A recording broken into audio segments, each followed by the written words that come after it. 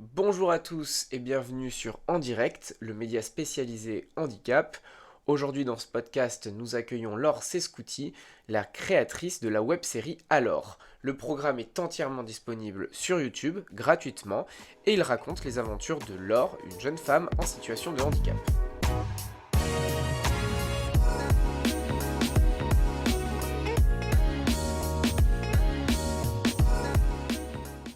Bonjour Laure, on est ravis de vous accueillir sur ce podcast. Est-ce que vous pouvez vous présenter? Oui, moi c'est Laure Tchescouti, je suis basée dans le Grand Est, mais je préfère dire en Alsace, puisqu'on a quand même, en Alsace, une identité quand même assez forte. Actuellement, je suis encore professeure d'école, non plus en présentiel, mais à travers le CNED, je suis correctrice tutrice au niveau du CNED. Et j'ai une appétence très très forte dans le domaine artistique, que ce soit au théâtre, dans le domaine du chant. J'avais vraiment très envie de parler de mon vécu, de mon point de vue, puisque ayant un handicap moteur qui a surgi dans ma vie de manière un peu abrupte, j'ai eu vraiment à cœur effectivement de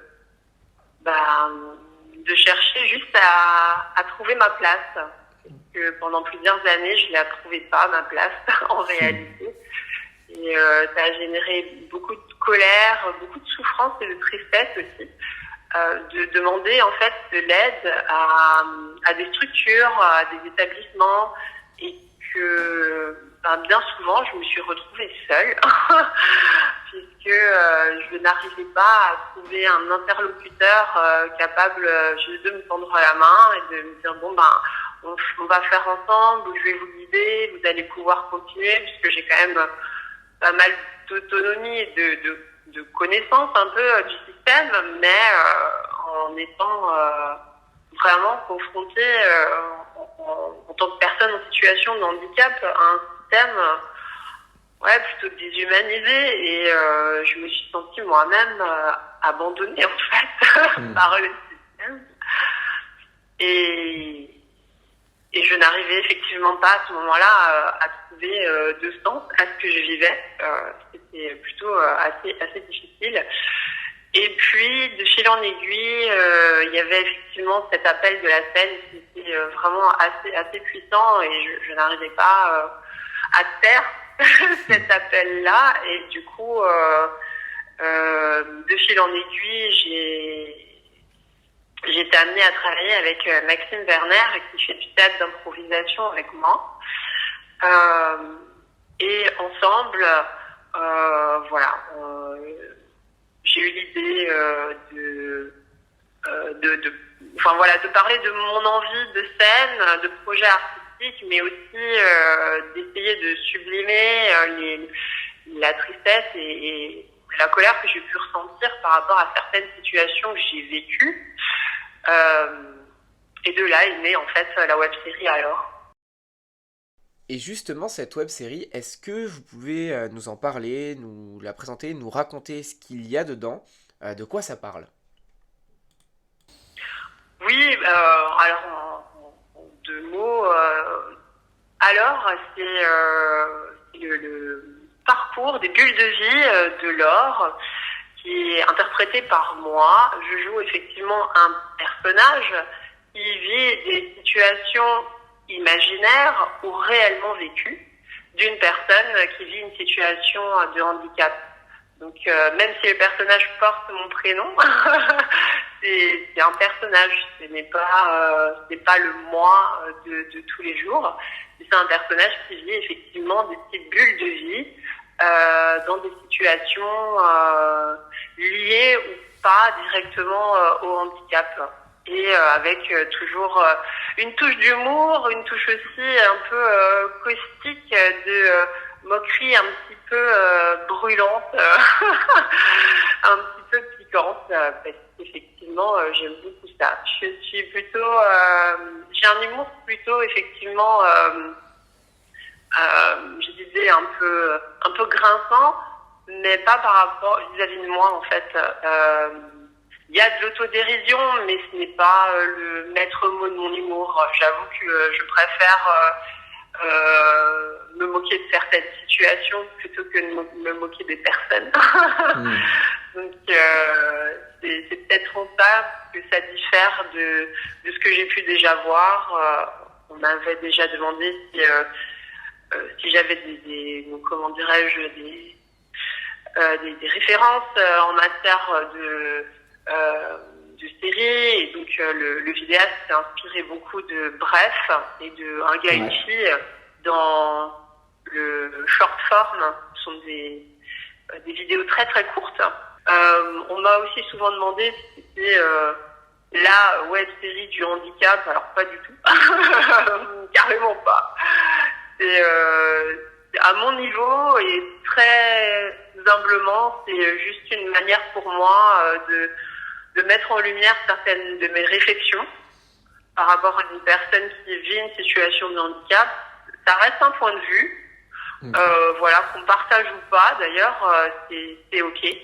On sent d'ailleurs qu'il y a une évolution dans votre manière de filmer, dans votre manière de réaliser, entre les premiers épisodes qui font très amateurs et les suivants. Est-ce que vous pouvez nous parler un peu de ça, de cette évolution comment est-ce que ça s'est fait? On sent l'évolution effectivement, puis il y a eu plusieurs mois aussi de décalage entre le montage des 9 épisodes qui ont eu lieu là en décembre en gros, donc novembre-décembre, et là les 2 premiers épisodes datent de fin 2021.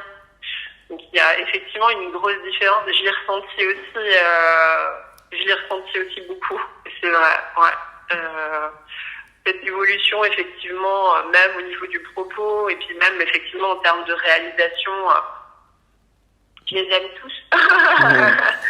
Mais effectivement, ouais, je sens que c'est différent, et c'est cool, parce qu'effectivement on est dans différents lieux aussi, donc toujours aux alentours de Mulhouse, puisqu'on est tous les deux originaires de Mulhouse, Max et moi.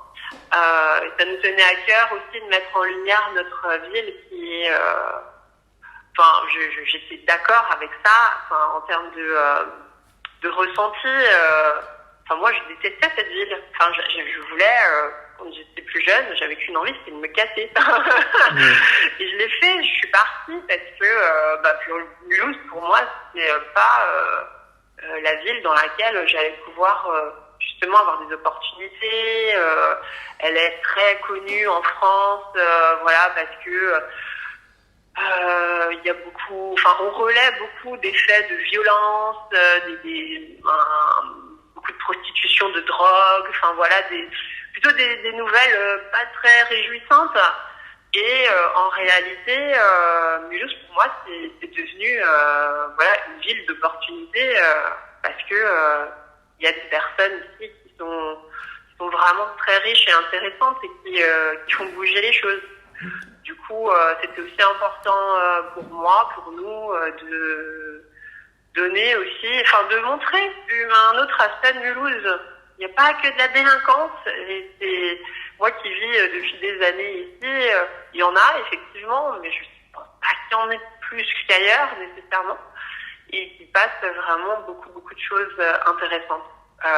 C'est vraiment un terreau riche, que ce soit associatif, que ce soit culturel. Il y a énormément de possibilités, et c'est important de montrer aussi ça.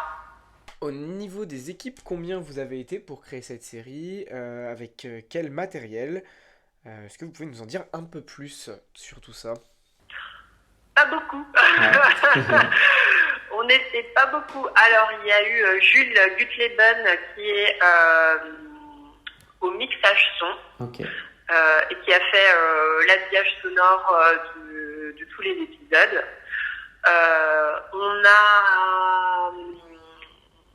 On a moi à l'écriture et Max à la réal. Et puis Max a fait appel à 2 personnes pour le sous-titrage. sous-titrage en anglais, puisque ayant obtenu un peu plus de financement, d'argent, il était question du coup de sous-titrer les nouveaux épisodes et les anciens également en anglais. Donc il a fait appel à 2 personnes, pour la VA, donc la version anglaise. Sur certains épisodes, on a fait appel aussi à des talents locaux, parce que ça me tenait vraiment à cœur. Donc sur un épisode, celui qui est sorti la semaine dernière, on a des aquarelles d'une amie et professeure d'école également et artiste incroyable qui s'appelle Margot Lippi, qui a réalisé du coup des aquarelles pour le compte des tournées. On a eu la participation de Kevin Rogers, qui est une personne également en situation de handicap et que j'ai connu par l'intermédiaire du journaliste qui avait fait le premier article dans la presse sur la web-série. Donc c'est juste incroyable en fait les rencontres qui ont été possibles aussi par rapport à la web-série. Donc Kevin Rogers a participé bénévolement à un des tournages et tous les acteurs sont des bénévoles qui viennent en grande majorité de l'association Les Impropulseurs, donc de théâtre d'improvisation, à laquelle je fais partie également de cette association. Et l'équipe technique, on est à 5 dessus, on va dire. Comment est-ce que vous définiriez la place des acteurs handicapés dans le monde du cinéma, de la série et de l'audiovisuel en général? Est-ce que pour vous, les acteurs handicapés sont assez représentés? Sinon, pourquoi? Comment est-ce qu'on peut améliorer les choses? Il y a des artistes, il y a des acteurs et actrices en situation de handicap qui sont capables